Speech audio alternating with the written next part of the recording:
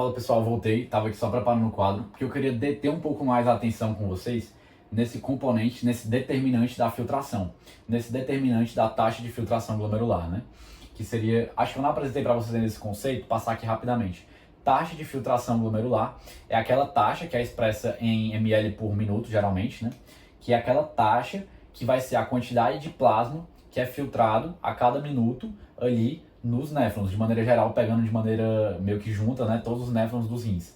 Então, um exemplo, né, digamos que a taxa de filtração glomerular é 100 ml por minuto. Então, a cada minuto, 100 ml são filtrados ali, né?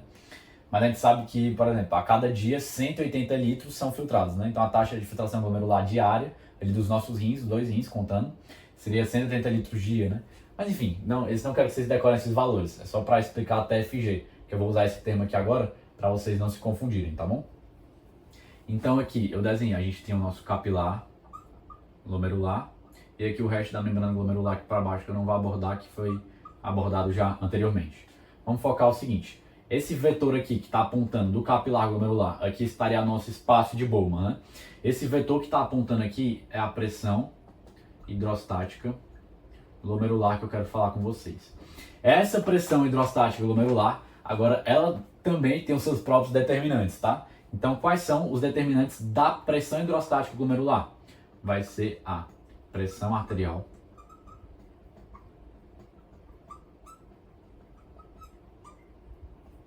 vai ser a própria resistência da arteríola aferente e a resistência da arteríola eferente. Vamos por partes. Vamos entender o seguinte, aqui o principal para determinar a pressão hidrostática glomerular e como a pressão hidrostática glomerular é o principal determinante, por sua vez, da taxa de filtração glomerular, para regular isso daqui, a gente vai ter um mecanismo envolvendo principalmente a arteríola eferente e a aferente. A aferente aqui que está chegando, né, que eu desenho aqui para vocês aqui nos capilares glomerulares, e a eferente que está saindo aqui desse conjunto de capilares glomerulares, que eu desenhei só um para ficar mais fácil de explicar. Então, o que vai acontecer? Comentar primeiro aqui a pressão arterial. Eu preciso ter um nível mínimo, pelo menos, de pressão arterial para que o sangue que está chegando aqui no meu capilar glomerular tenha uma força, uma pressão hidrostática suficiente para sair ali do meu capilar glomerular. Mas a gente vai ver que justamente o seguinte, mesmo que a pressão arterial oscile entre níveis relativamente bem amplos, como alguns livros trazem, digamos, que vai de 70 milímetros de mercúrio, né? Até mais ou menos, sei lá, 150, digamos. Mesmo com essa oscilação muito grande, a nossa taxa de filtração glomerular consegue permanecer até constante. Por quê? Por causa justamente da resistência da arteríola aferente e eferente, que é os dois principais que eu quero comentar com vocês. Que é o seguinte, se aqui, focando na resistência da arteríola aferente, se a minha arteríola aferente vasodilata, vamos relembrar lá o primeiro semestre da fisiologia cardiovascular. Se um vaso vasodilata, certo? O que vai acontecer? Vai ter uma queda da resistência daquele vaso. Então, se tem uma vasodilatação aqui da minha arteríola aferente, o que vai acontecer aqui com a minha resistência? Vai cair. Resistência da arteríola aferente. RA, vai. Então, vamos lá. Se essa resistência cai, o que acontece? Vai chegar um fluxo de sangue mais abundante aqui nos meus capilares glomerulares. Se esse fluxo de sangue é maior, a minha pressão hidrostática glomerular tende a aumentar.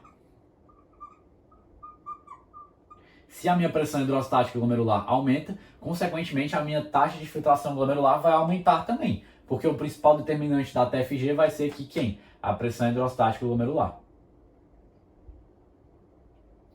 Agora, vamos pegar aqui outra questão. Vamos pegar agora aqui a eferente. O que acontece?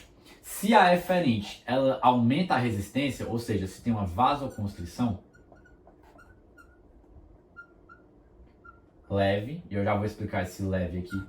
Se tem uma vasoconstrição leve aqui dessa arteríola eferente, o que vai acontecer? A resistência da arteríola eferente, já que eu estou vasoconstringindo, relembrando, o que vocês acham? Vai justamente aumentar. Aumento da resistência da arteríola RAE, eferente. Se aumenta essa resistência, o que vai acontecer? vai ficar líquido mais preso aqui dentro do capilar glomerular. Se esse líquido fica aqui mais preso, vai exercer uma pressão maior na parede, e exercendo essa pressão maior na parede, essa pressão hidrostática glomerular vai estar o quê? Mais alta. Se ela aumenta, a TFG também aumenta. Então, eu já falei aqui dos mecanismos envolvendo essas arteríolas, mas eu queria comentar só um ponto aqui, uma observação importante que eu peço que vocês guardem sobre a arteríola eferente. O que vai acontecer?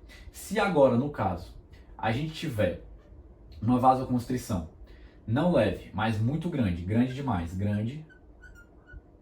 Então, se está tendo uma vasoconstrição muito grande, a resistência vai aumentar demais. Se a resistência aumenta muito, porque eu vou até desenhar aqui, digamos aqui que a arteríola eferente, né? Vou pegar aqui o pincel vermelho. Se a resistência aumentou muito, porque ele vasoconstringiu muito, ficou aqui bem miudinho, tá bem? É menor que o capilar glomerular, não tem como, né? Mas digamos que ficou aqui bem menor. Então essa vasoconstrição bem intensa. O que vai acontecer? Mesmo que a resistência aumentou aqui muito, né? Por causa da vasoconstrição. Mesmo que a pressão hidrostática, que o líquido se acumule, beleza, o líquido está ali se acumulando. Mas, mesmo que essa pressão hidrostática dê uma aumentada significativa, o que acontece? O fluxo vai ficar muito reduzido. Porque esse aqui está muito pequeno, o fluxo fica muito baixo. E um fluxo baixo tem uma baixa da TFG. Então, se a arteríola eferente tiver uma vasoconstrição muito grande, se a resistência da arteríola eferente, aumentar muito, o que vai acontecer com a minha taxa de filtração glomerular? Agora, em vez dela subir, amigo, ela vai descer. Por quê? Porque justamente é isso. O fluxo vai baixar tanto que vai prejudicar a taxa de filtração glomerular. Porque lembrando aqui outro conceito, apresentando para vocês, quanto maior o fluxo, maior a TFG, tá bom? Então, de maneira bem geral é isso. Agora a gente vai entender o seguinte, mesmo essa oscilação grande de pressão arterial, a gente pode ter o quê? A gente pode ter justamente um controle da TFG em níveis mais ou menos constantes. Isso vai se dar graças ao mecanismo de resistência da arteríola aferente e eferente. Agora, Pedro, beleza, tu falou todo esse processo e tudo mais, sobre a pressão hidrostática glomerular, beleza, eu entendi até agora. Mas quem é que vai fazer a arteríola aferente vasodilatar, em determinados casos, e quem vai fazer a arteríola eferente ter essa leve vasoconstrição, em determinados casos, para poder ter um aumento da TFG, uma baixa, a depender de cada um deles? Então, quem vai determinar isso, quem vai ajudar muito nisso, é o sistema renina-angiotensina-aldosterona, que a gente vai conversar um pouco melhor agora.